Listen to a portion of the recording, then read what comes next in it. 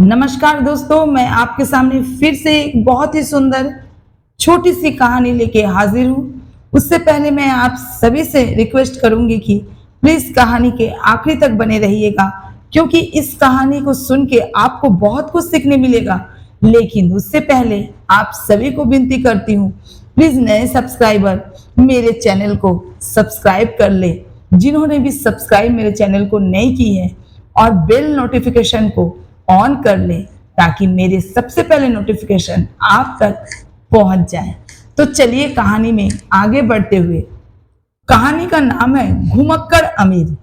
एक अमीर आदमी था। वह अक्सर देश विदेश की यात्रा किया करता था, इसलिए वह अधिकतर घर से बाहर ही रहता था।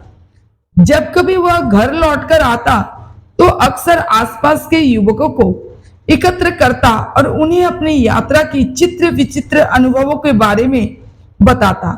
अक्सर वह उन युवकों से पूछता, क्या तुमने पेरिस का आईफिल टावर देखा है? क्या तुमने पिसा की झुकी हुई मीनार देखी है? क्या तुमने आगरा का ताजमहल देखा है? क्या तुमने दिल्ली की कुतुब मीनार देखी है?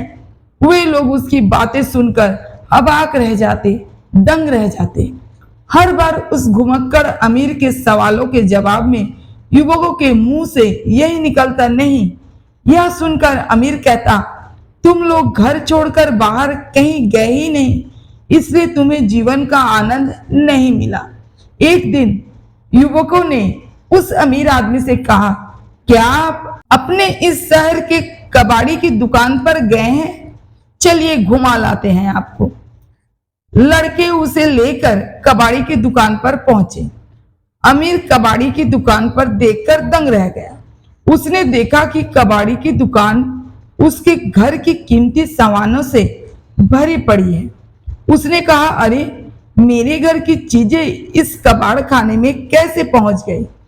युवकों ने उसकी खिल्ली उड़ाते हुए कहा, आप तो मुश्किल से अपने घर पर होते हैं, इसलिए आप अपने पुरखों की गाड़ी कमाई की चीजें इस तरह लुटाते जा रहे हैं। तो दोस्तों, इससे क्या शिक्षा मिलती है? यही सीख मिलती है, समुचित यानी सही देखभाल ना करने पर घर की संपत्ति जाते देर नहीं लगती। इसलिए आपकी जितनी कमाई हो उस अनुसार ही अपनी पांव फैलाना चाहिए।